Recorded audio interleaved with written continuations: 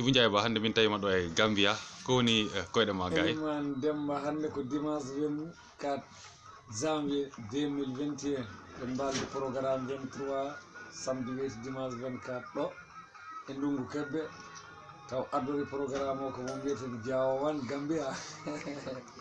Elimane ka beltanaɗo saabu vraiment wonde sehil mum wiyeteɗo Oumar Ba ɓe fof ɓe jilla e fedde yiɓɓe Ibou Ndiaye Ba Elimane ko weltanade ma nde gaccuɗa itteji ma e liggey ma fof immiɗa Sénégal garɗa Gambie ɗum ko hollirde rek hakkude Gambie e Sénégal no waɗi frontiére kono enen leñol ngol kay ala frontiére pullo kay si pullo rewi bande ande ka neɗɗo poɗɗo yetto ka neɗɗo poɗɗo jaada ka neɗɗo moƴƴo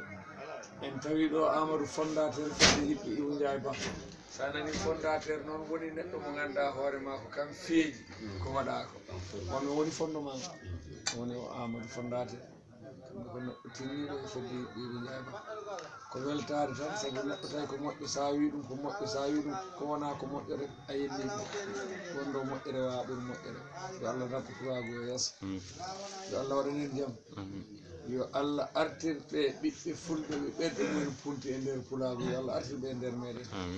saabu leñol ngol de ngol waɗi ɓe ganduɗa ɓe ngol keɓo addan tumarankeɓe so wona ko nafata rumde noon sa ari tawɗa fofen ɓe gam andu ko heeɓino tas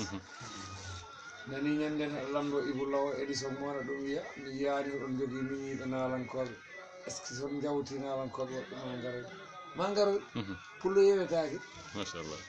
kala pullo ɗo tolima ada jewtuɗoma ɗum ko Allah waɗanen fulɓe hedditi noon koko wiyete hunduko si tagama koko tolni fof ko ñamat ko hedditi kay ko ñamaɗo ko hani ñam walla ko ñamaɗo ko hanani ñam walla ko ñamaɗo ko yiɗi ñam walla ko ñamaɗo ko yiɗa ñam walla ko ñamaɗo ko yiɗana walla ko ñamaɗo ko yiɗanaka kono kay ñamat tan yo Allah wallu en ko ñamaɗo ko yiɗana mbiɗo sikki pullo kam yewetake kono noon tolniɗen ɗo na hulɓini sukaɓeɓe e leɓe ganduɗa hoko woni pular neɗɗo noon sa e añi hunde andayi saabu nanan ɗo neɗɗo no wiya neɗɗo nana wiya min mi yiiɗa Ibou Law walla mi yiiɗa Assane ko Ibou Ndiaye ren jinmi walla mi yiiɗa Ibou Ndiaye ko Assane ren jinmi kumpitiɗa koye Ibou Ndiaye ha jiɗɗa ɗum woni a humpitaki Ibou Law kumpitiɗa koye Ibou Law ha jiɗɗa ɗum ko ɗum woni a humpitaki Assane neɗɗo sa dañani ko jewtitiɗa ɗum a weɓɓiti ɗum lijji ɗon neɗɗo sa andi kam no ganduɗa kam mi a jiɗɗa kam a andiri noon asata ko yiɗa ɗum saabu neɗɗo sa anda ɗum won ko tegata ɗum won ko poganta ɗum ɗum noon ko yewtere e gandal ittata saabu minen fof jiiɗi ko yaha gonga jaɓɗo makko kay so waɗi nelaɗo Allah wawi hidde gorko wona ara hajji o won aji o Elimane Demba jarama guiɗo jarama